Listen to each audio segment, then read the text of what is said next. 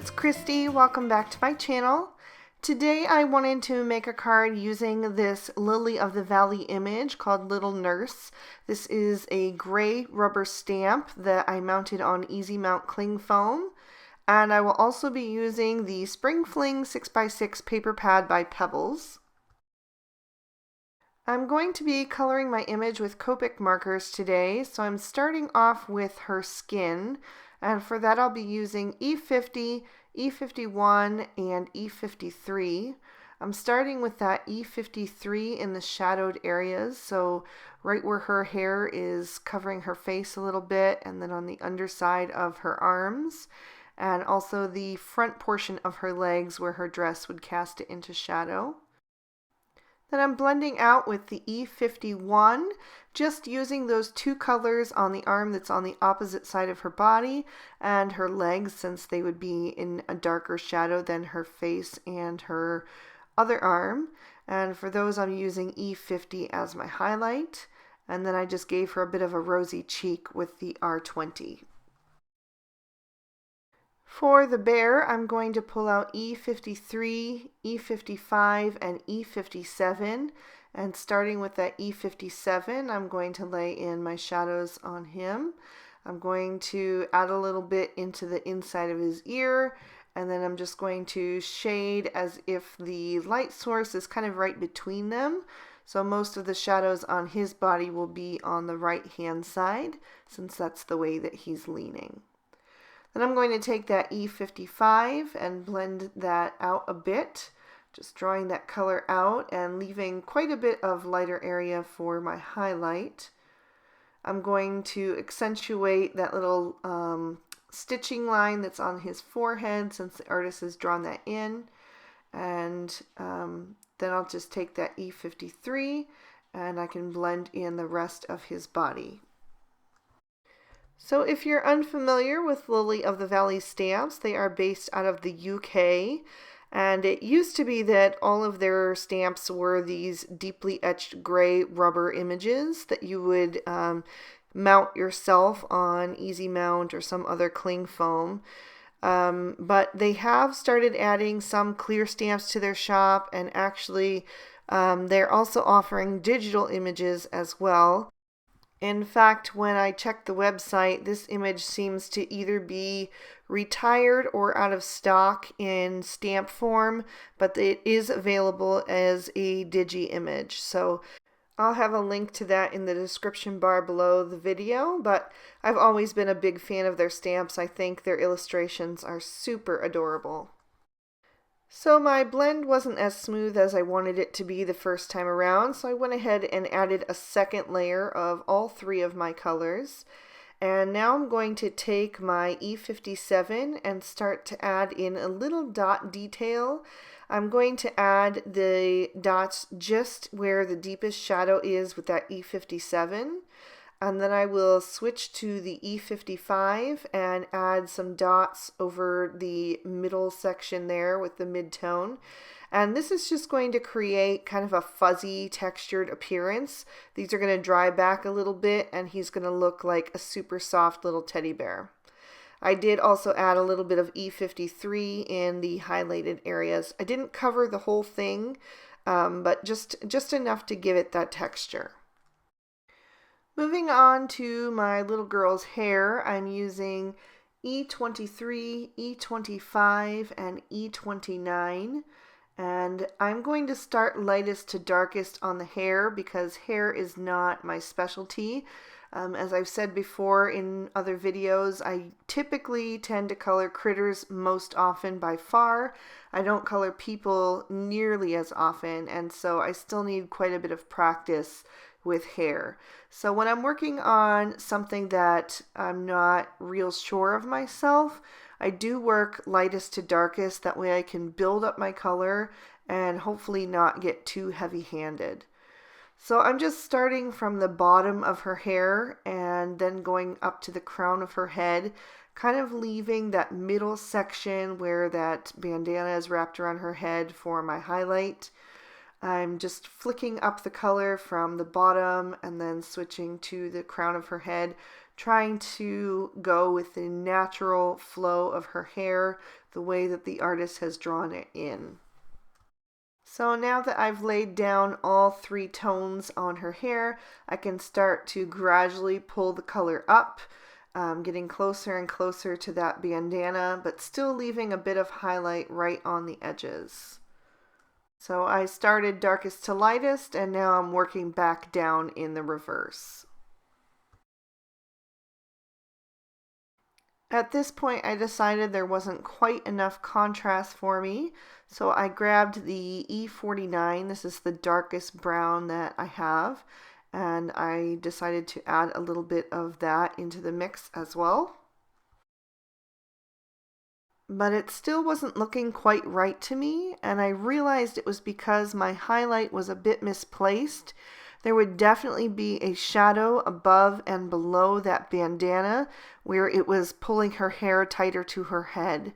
So I decided to just add in a tiniest touch of each of my 4 colors, working darkest to lightest on either side of that, so that it would look a bit more natural, and I was much happier with how that turned out.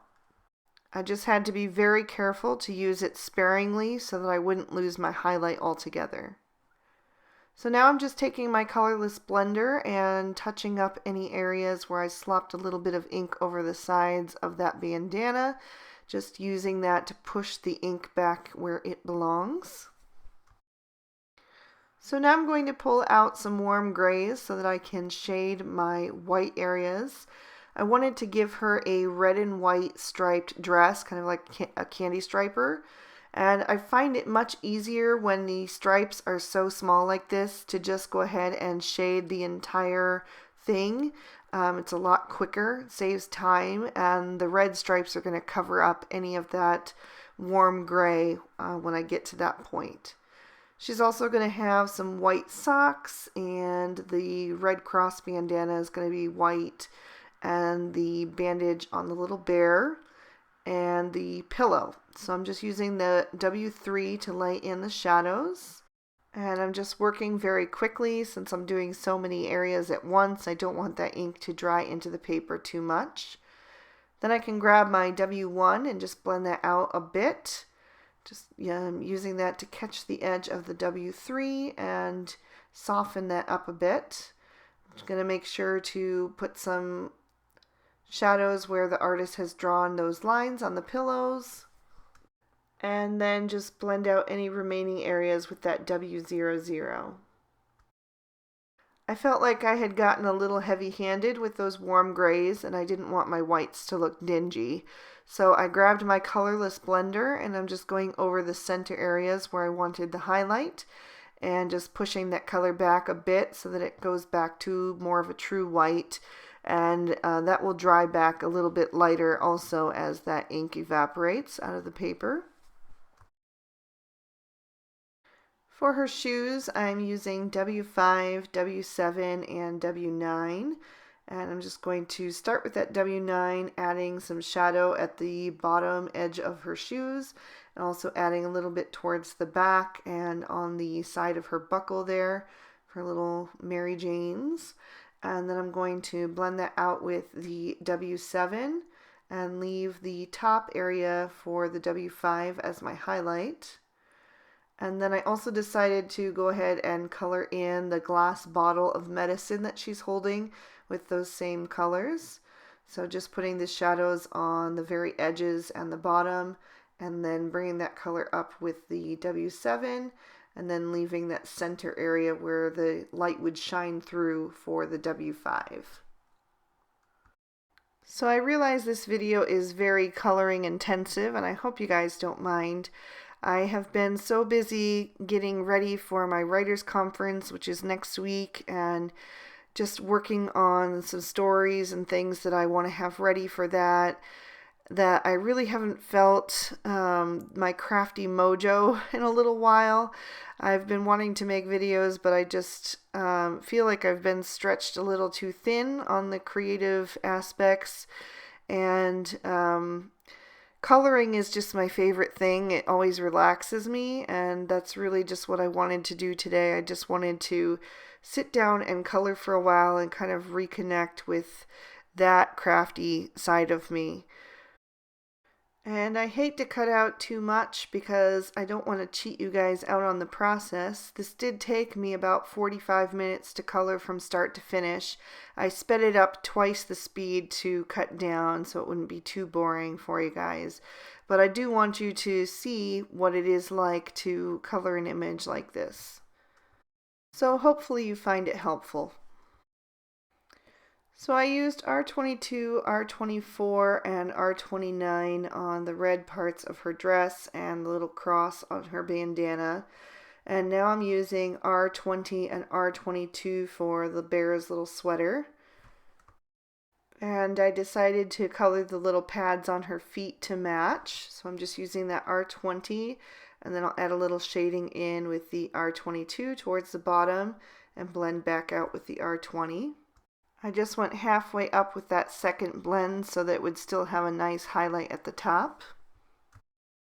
For the metal spoon in her hand, I'm using C3 and C1, just doing my shading with the C3 and blending out with the C1. And while doing that, I realized I had missed a little part of her arm, so I just went back and grabbed my E53 and added a little shadow, and then I blended that out with the E51.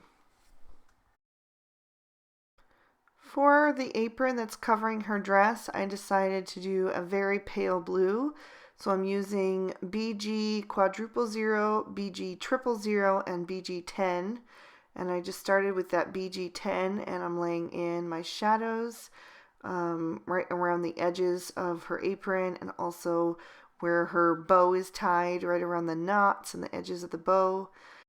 I'll use the BG triple 0 to blend that out and then switch to the BG quadruple 0 for my highlight. For the label on my bottle of medicine and the liquid in the spoon, I'm using Y13 and Y26, just adding a little bit of Y26 towards the bottom and then blending out with the Y13.